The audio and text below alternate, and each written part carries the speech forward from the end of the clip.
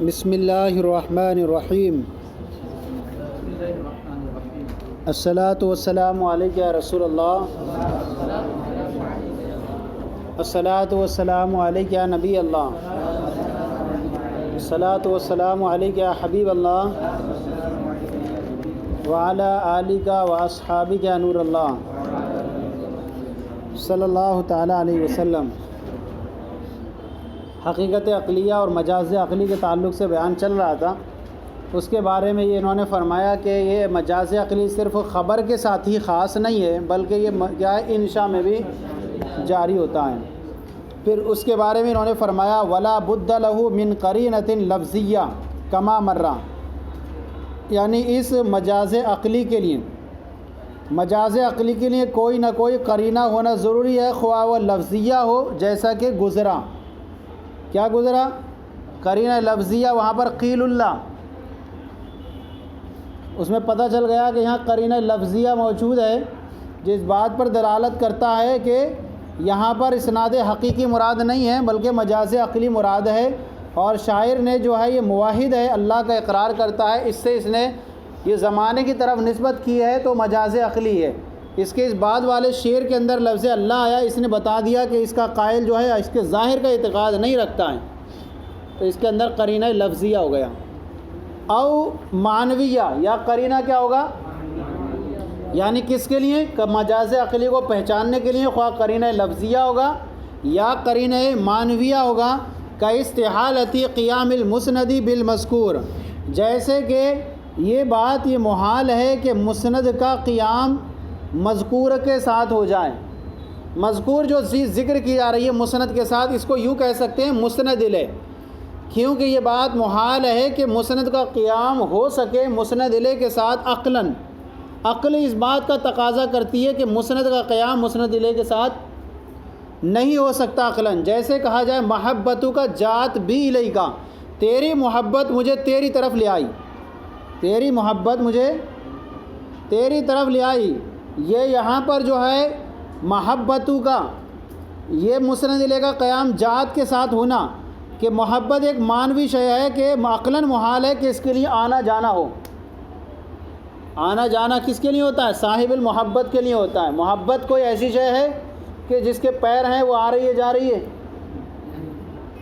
تو یہاں پر یہ قرینہ معنویہ اس بات پر دلالت کر رہا ہے کہ مسند کا قیام مسند الیہ کے ساتھ نہیں ہو سکتا، بلکہ یہاں پر کیا مجاز عقلی مراد ہے، یعنی کہیں گے کہ یہاں پر صاحب المحبت مراد ہے، جا صاحب المحبت ہی محبت والا آیا تو اس کی طرف نسبت کر دی گئی، تو یہ کہیں گے قرینہ معنویہ ہو گیا، کیونکہ یہ محال ہے کہ مسند کا قیام مسند الیہ کے ساتھ ہو سکے، عقلاً سمجھ میں آتا ہے۔ او عادتاً، یا کیا ہو؟ کیا مطلب؟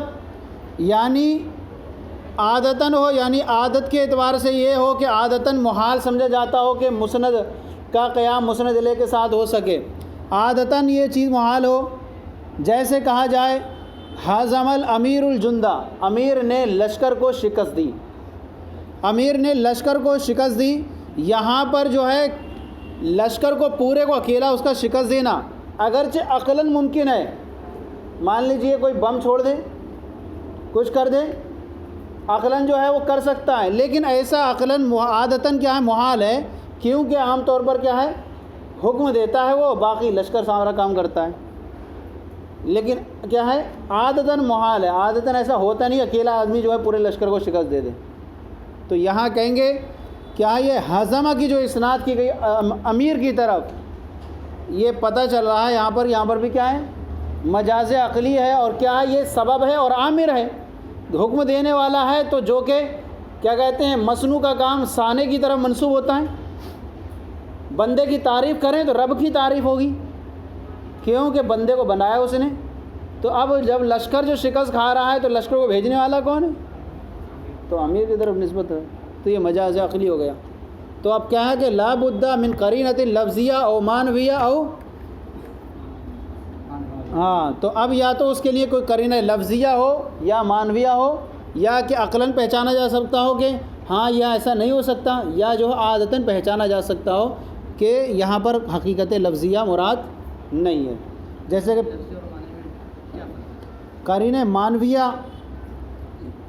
مانویہ ایسے کہ عقل سمجھے اس کو، مانوی چیز ہو کہ وہ عقل اس بات کا فیصلہ کر لے کہ ایسا نہیں ہو سکتا. جیسے کہ یہی مثال میں کہ محبت کا آنا، یہ محبت آ نہیں سکتی خود. تو یہاں پر پتہ چل رہا ہے کہ یہاں پر کہ عقلاً یہ محبت، یہ معنی ایسا ہے، یہ محال ہے کہ عقلاً اس بات کو آئے جائیں. اور عادتاً کیا، یعنی عادتاً محال ہو، عقلاً محال نہ ہو. جیسے کہ حزم الامیر الجندہ، بنل امیر المدینہ، امیر نے شہر بنا. یہاں پر بھی کہیں گے، وہاں پر بھی سبب کی طرف کہہ رہے ہیں. اور دیکھیں وصدوری عن الموحد فی مثل اشاب الصغیر، اور موحد سے اس کا صادر ہونا اشاب الصغیر جیسی مثالوں میں یہاں پر بھی کہیں گے کہ قرینہ کیا ہے، مجاز عقلی ہے. ارے موحد سے اشاب الصغیر، افن الکبیر، مر الغدات، کر الغشی، اگر یہ صادر ہوگا اس سے تو موحد کی طرف یہ نسبت کر دی اس نے، کیا ہے، بوڑھے ہونے کی نسبت صبح کی طرف، رات کے آنے جانے کی طرف. تو موحد کا قول کس پر محمول ہوگا؟ مجاز پر محمول ہوگا. تو یہی کہہ رہے ہیں کہ موحد سے اشاب الصغیر جیسی مثالوں کا صادر ہونا وہ ہوا فی مجاز العقلی، تو یہ بھی کس سے ہوگا؟ اب کہہ رہے ہیں وہ معرفت حقیقتی اما ظاہرۃ، اور حقیقت عقلی، مجاز عقلی کو پہچاننے کی جو معرفت ہے وہ یا تو ظاہر ہوگی، یعنی ظاہراً سمجھ میں آ جائے گا کہ یہ مجاز عقلی ہے یہاں پر، یا تھوڑا خفی ہوگی، پوشیدہ ہوگی.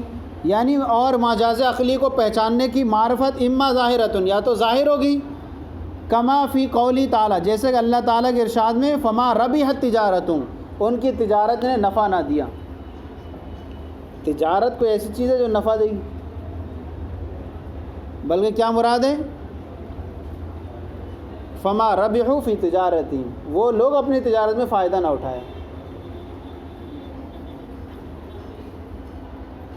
یہ کہ مسند الیہ کی اسناد جو ہے حقیقتاً کسی اور کی طرف ہونے چاہیے. فما ربحت تجارتہم، تو ربح کی جو اسناد کر دی گئی کس کی طرف؟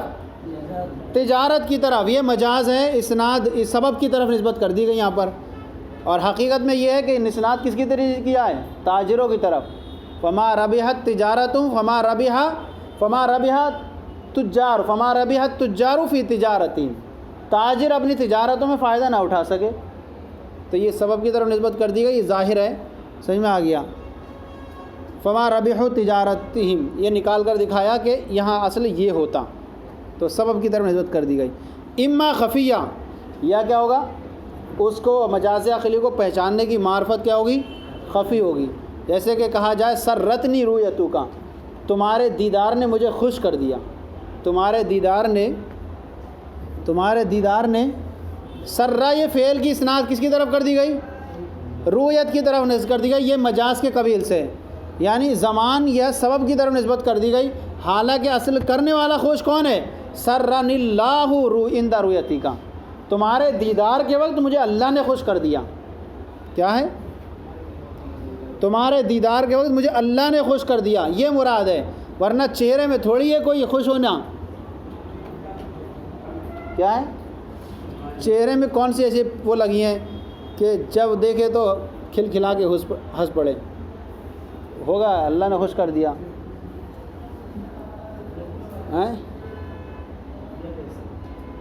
خفیہ یہ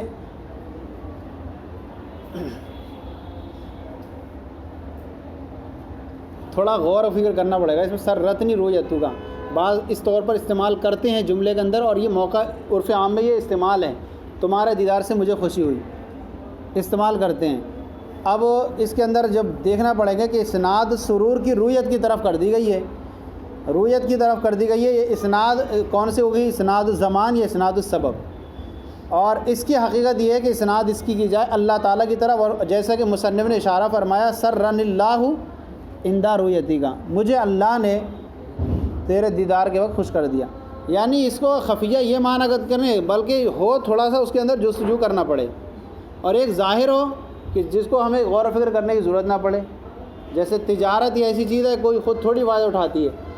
تجارت فائدہ اٹھائے تو گھر رکھے سب کے گیہوں جو ہیں مہنگے ہو جائیں، اس کو لے جانا پڑے گا منڈی میں، تب جا کے مہنگے ہوں گے.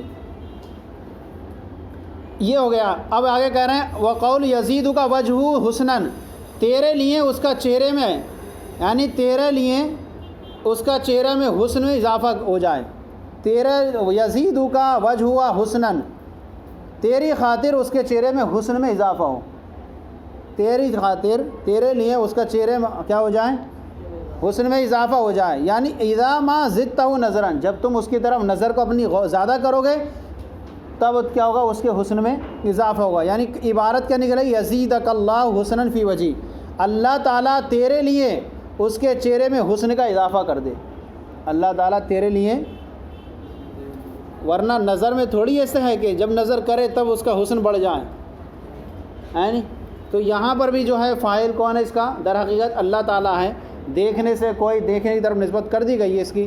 اب یہاں تک آپ نے دیکھ لیا کہ یا تو قرینہ لفظیہ ہوگا یا قرینہ معنویہ ہوگا، پھر یا تو عادتاً محال ہوگا یا عقلاً محال ہوگا. پھر اس کو معرفت کو پہچاننے کا طریقہ یا تو ظاہر ہوگا یا خفی ہوگا.